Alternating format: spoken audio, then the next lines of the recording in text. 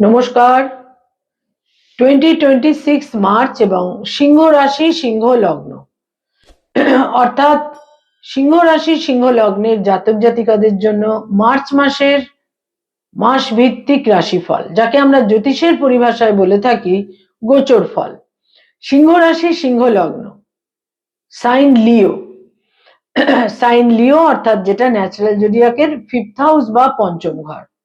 যাদের চন্দ্র রাশি বা মুন সাইন হচ্ছে সিংহ বা লিও এবং যাদের অ্যাসেন্ডেন্ট বা লগ্ন হচ্ছে সিংহ বা লিও, এই ভিডিও কিন্তু মূলত তাদের জন্য। সিংহ রাশি সিংহ লগ্নের জাতক জাতিকাদের জন্য 2026 এর মার্চ মাস ঠিক কিরকম কাটবে, কি থাকছে কোয়ালিটি অফ টাইম বা সময়ের গুণগত বৈশিষ্ট্য, সময়ের কতটা ফেভার থাকছে বা সময় কতটা এগেনস্টে থাকছে।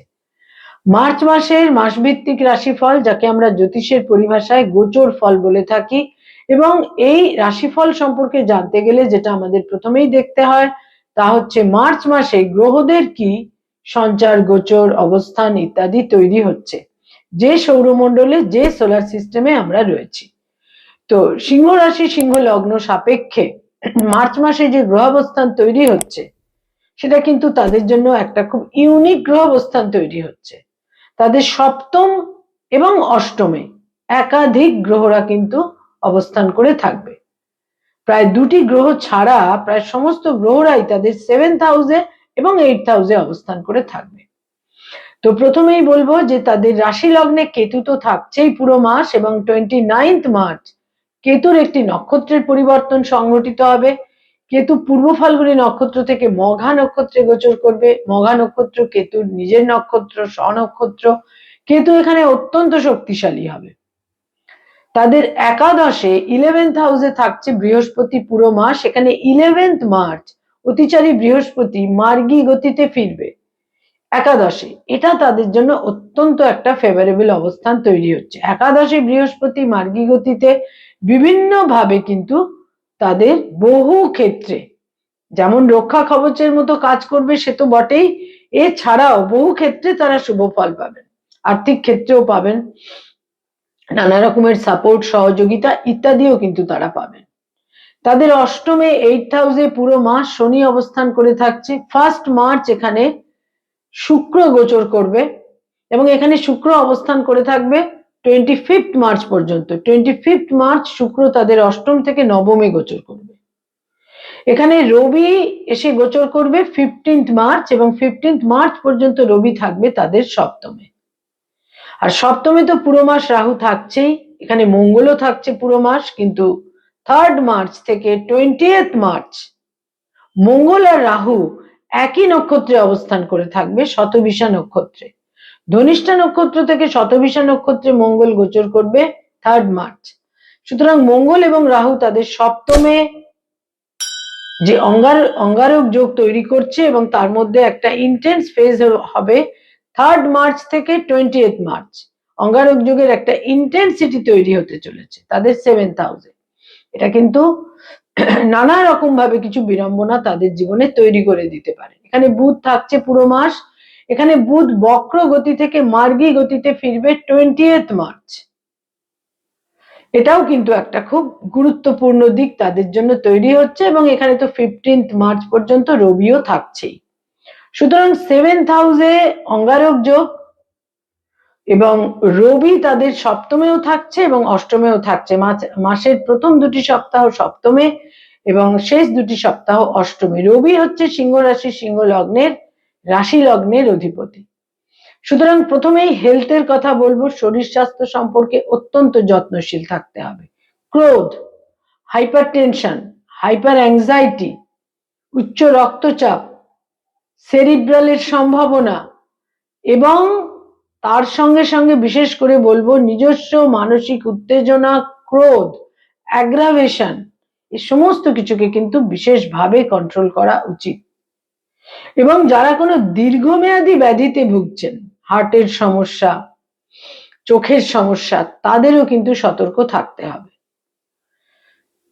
আয়ের ক্ষেত্র বা ইনকামের ক্ষেত্র এই মাসের দ্বিতীয় সপ্তাহ থেকে বেশ শুভ বলা যায়। কিছু কিছু ক্ষেত্রে কোথাও হয়তো আপনাদের অর্থ স্টাক করেছিল, সেগুলো কিন্তু আপনাদের পেয়ে যাবার সম্ভাবনা, প্রাপ্ত হবার সম্ভাবনা বিশেষভাবে থাকছে। ব্যয়ভাব বা ব্যয়ের ক্ষেত্র নিয়ে বিশেষ কোনো চিন্তার কারণ নেই।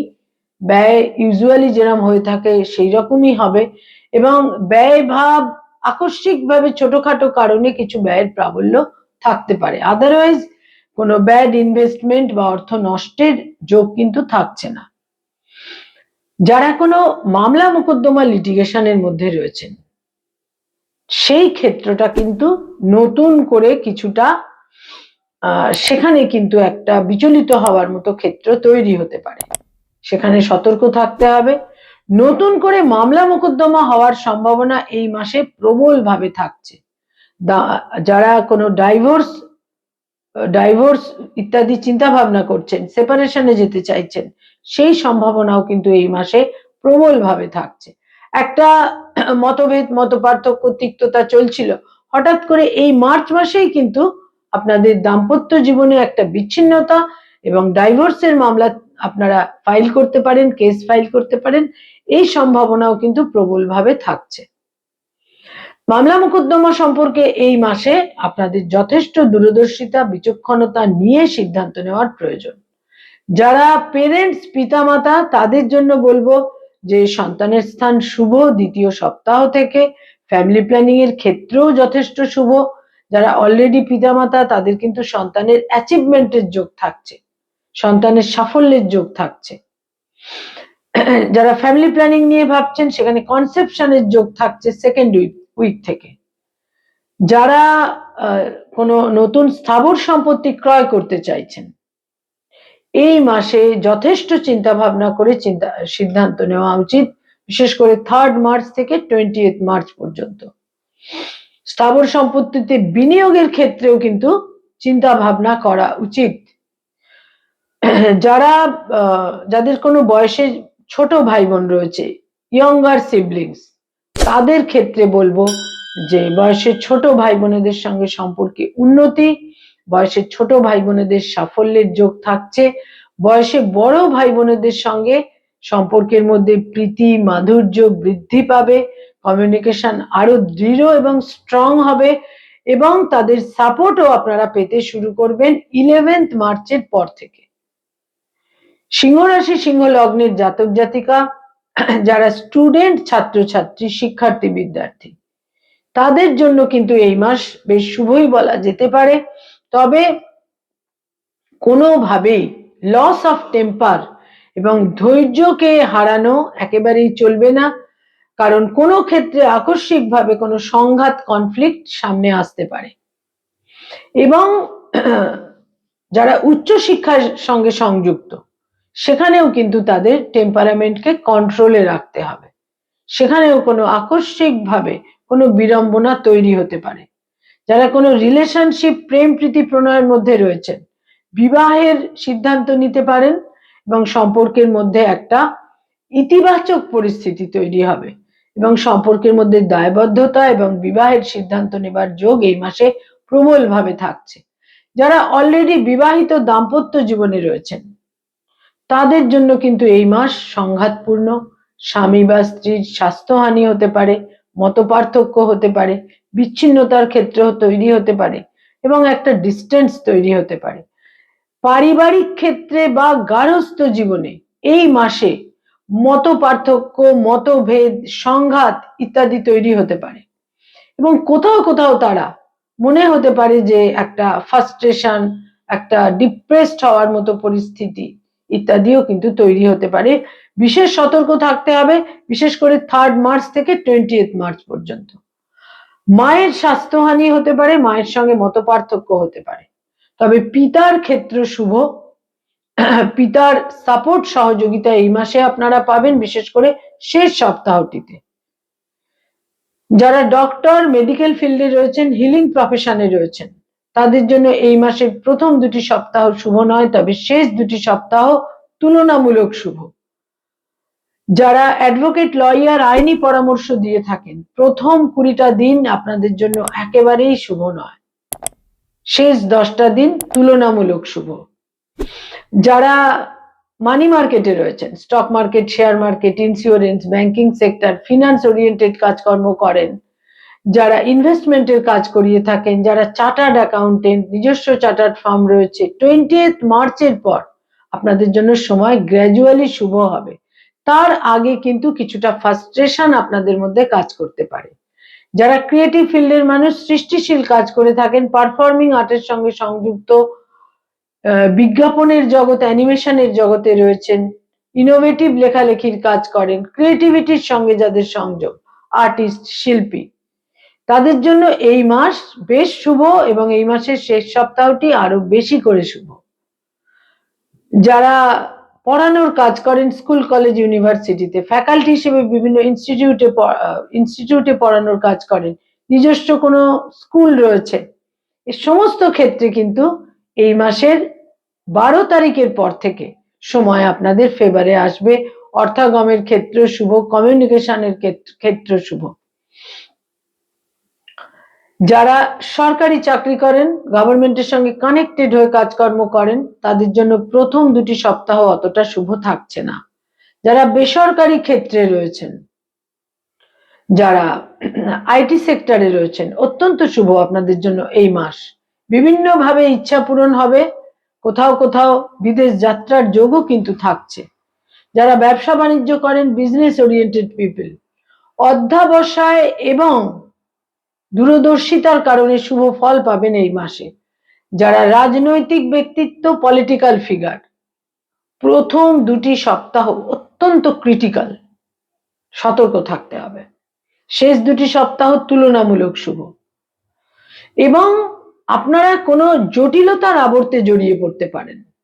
সিংহ রাশি, সিংহ লগ্নের জাতক জাতিকা যারা hotel and hospitality, tour and ট্রাভেলের কাজকর্ম করেন, লাস্ট উইক অত্যন্ত শুভ, তবে পুরো মাসটাই কিন্তু কম বেশি আপনাদের জন্য শুভই বলা যেতে পারে।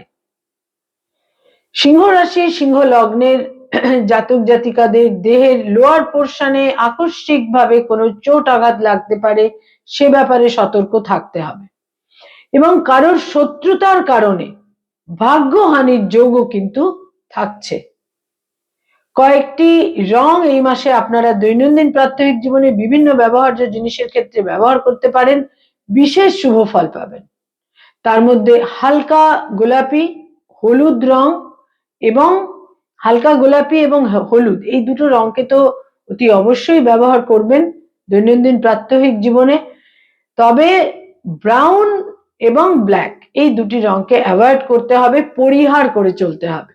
কয়েকটি ডেট বা তারিখ আপনাদের জন্য অত্যন্ত ইভেন্টফুল, মিনিংফুল এবং শুভ। তার মধ্যে 1 তারিখ, 3 তারিখ, 9 তারিখ, 11 তারিখ, 15 তারিখ, 17 তারিখ, 20 তারিখ, 21 তারিখ, 23 তারিখ, 26 তারিখ এবং 29 তারিখ, এই ডেটগুলো আপনাদের জন্য অত্যন্ত ইভেন্টফুল এবং মিনিংফুল। এই মাসে যে জটিলতা তৈরি হচ্ছে তার জন্য ধৈর্য এবং নীরবতা, kill the time and wait for the time, এইভাবে কিন্তু চলতে হবে। তাহলে কিন্তু নানা রকম ভাবে অনেক বিড়ম্বনা আপনারা এড়িয়ে চলতে পারবেন। নমস্কার।